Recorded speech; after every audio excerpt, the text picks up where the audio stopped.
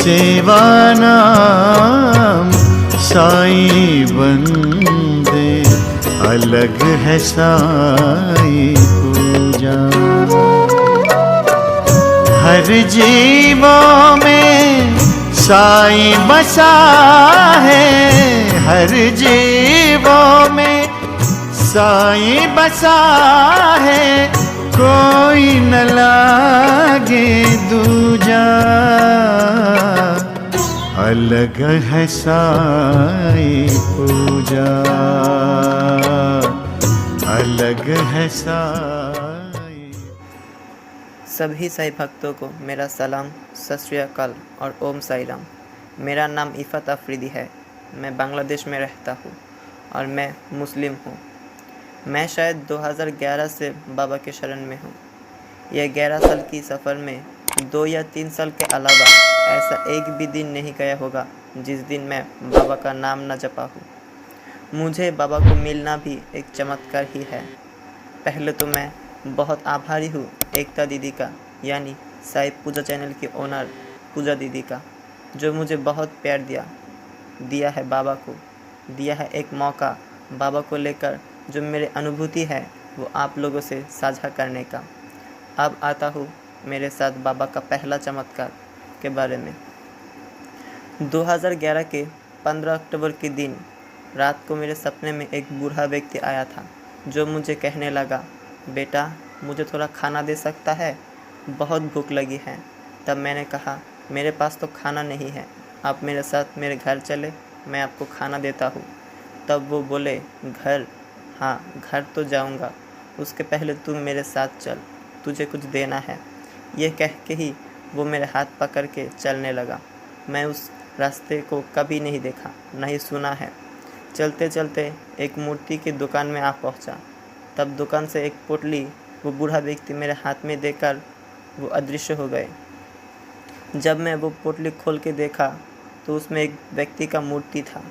मुझे तब पता नहीं था वो मूर्ति किसका है। कुछ देर बाद मेरा सपना टूट गया। सुबह मैं और मेरी माँ एक कज़िन के घर जाने वाले थे, तो हम तैयार होकर निकल गए जाने के लिए। रिक्शा में जाते जाते मुझे एक ऐसा लगा, जिस रास्ते को मैं सपने में देखा था बिल्कुल वैसे ही रास्ते मैं हकीकत में देख रहा था। कुछ देर जाने के बाद उस दुकान को भी मैं दिख पाया, जो दुकान मेरे सपने में आया था। मेरे कुछ समझ में नहीं आ रहा था कि यह क्या हो रहा है। उसके बाद हम जब कज़िन के घर पहुंचा, मैं छुप छुप के घर से निकल गया उस दुकान की ओर। मैं तब छोटा था, अकेले निकलना मेरे लिए ख़तरनाक था। मैं उसका परवाह किए बिना ही निकल गया। जब दुकान पहुंचा, देखा सभी देवी देवता की मूर्ति थी वहां पर, और मेरे सपने में जो मूर्ति मैंने देखी थी वो मूर्ति नहीं थी। कुछ देर वही खड़ा रहा। देखते देखते एक पल ऐसा लगा कि एक कोने में 2 मूर्ति थी जो मेरे सपने में देखा था। एक मूर्ति को मैं मेरे हाथ में ले लिया और दूसरा मूर्ति एक व्यक्ति आकर तभी खरीद लिया। उस व्यक्ति ने जब उस दुकानदार से उस मूर्ति का दाम पूछा, तब दुकानदार ने बोला उसका दाम 450 रुपये। वो व्यक्ति वो मूर्ति खरीद लिया। दुकानदार मुझसे पूछने लगा, क्या ये तुम्हें मूर्ति चाहिए? मैंने बोला हाँ। तो दुकानदार ने बोला, 270 रुपये दो। मैंने बोला 270 रुपये क्यों?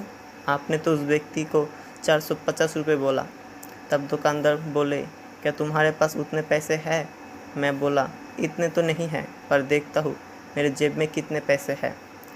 आश्चर्य की बात तो ये है, मेरे पास 270 रुपये ही था। दुकानदार हंसते हंसते वो बोला, कुछ बात नहीं है, तुम ये मूर्ति ले जाओ और ये पैसे मुझे दे दो।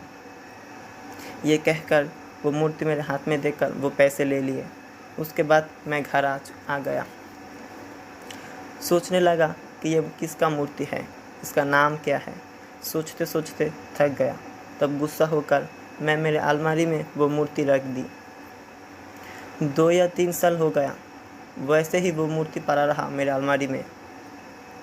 एक दिन रात को टीवी देख रहा था, अचानक बिजली चली गई। कुछ देर बाद जब बिजली आई, टीवी में एक ऐड हो रहा था। उसमें मेरे पास जो मूर्ति था बिल्कुल वैसे ही मूर्ति टीवी में भी आ रहा था। तब मैं उसका नाम जाना। वो और कोई नहीं था, वो मेरा साईनाथ था। उस दिन से मैं आज तक बाबा मेरे पास है। उस दिन से मैं बाबा के बारे में बहुत कुछ जाना। गूगल से मैं साईं सच्चरित्र का पाठ किया। धीरे धीरे मैं बाबा का दीवाना होने लगा। उस दिन से आज तक बाबा मेरे पास है और मैं बाबा से यही चाहता हूँ, जब तक इस दुनिया में हूँ बाबा मेरे पास ही रहे। बाबा को लेकर मेरे जीवन में बहुत सारी चमत्कार हैं। अगर हो सके तो वो भी आप लोगों से शेयर करूँगा।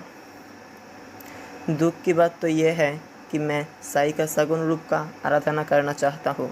मैं जानता हूँ बाबा तो कण कण में विराजमान है, पर मैं तो बाबा का मंगल स्वरूप का उपासना करना चाहता हूँ। और मुस्लिम होने के नाते ये मेरे मज़हब में नहीं है। उसके बाद भी मैं मेरे घर में छुप छुप के बाबा का नित्य सेवा करता हूँ, क्योंकि बांग्लादेश में बाबा का कोई मंगल धाम नहीं है, कोई मंदिर नहीं है, बाबा के उतने भक्त नहीं हैं। शायद बाबा इसीलिए मुझे चुना उसके प्रचार करने के लिए, पर मेरे उतने सामर्थ्य नहीं है कि मैं बाबा का धाम निर्माण करूं, घर घर जाकर बाबा का प्रचार करूं।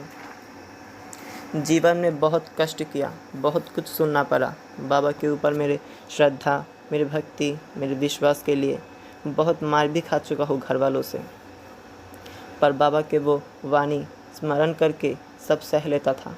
बाबा ने कहा था, मेरे जो भक्त मेरे लिए भला बुरा सुने और उसके बाद भी अगर उसके मन में मेरे लिए किंचित मात्र भी श्रद्धा विश्वास कम न हो, तब वो भक्त ही मेरे लिए सर्वोत्तम है।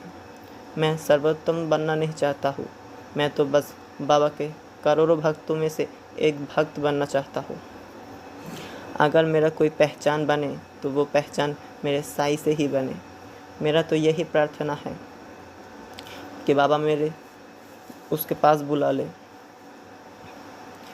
मेरा तो यही इच्छा है कि अगर ऐसा कोई मौका आए जहाँ मैं हर पल बाबा से जुड़ा रह पाऊँ, जहाँ बाबा के संग रहने पर कोई कुछ नहीं बोलेगा, मैं बाबा का नित्य सेवा कर पाऊँ, क्योंकि मैं जानता हूँ ये दुनिया मुझे कुछ नहीं देने वाली।